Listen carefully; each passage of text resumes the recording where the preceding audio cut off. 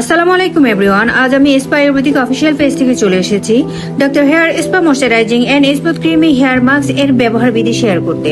প্রথমে আপনার চুলকে ভালো করে শ্যাম্পু দিয়ে পরিষ্কার করে নিন। ভেজা চুলে শ্যাম্পু করার পর চুলের মাঝখান থেকে আগা পর্যন্ত যথেষ্ট পরিমাণে মাস্কটি ভালো করে লাগান। হালকা হাতে 1 থেকে 2 মিনিট মাসাজ করুন যাতে ক্রিমটি ভালোভাবে চুলে প্রবেশ করতে পারে। 3 থেকে 5 মিনিট অথবা গভীর কন্ডিশনিং এর জন্য 10 থেকে 15 মিনিট অপেক্ষা করুন।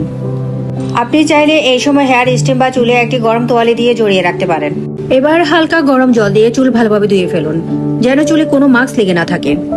ভালো ফলাফলের জন্য সপ্তাহে 1 থেকে 2 বার ব্যবহার করুন। Doctor hair spa moisturising and smooth creamy hair mask সব ধরনের চুলের জন্য উপযুক্ত।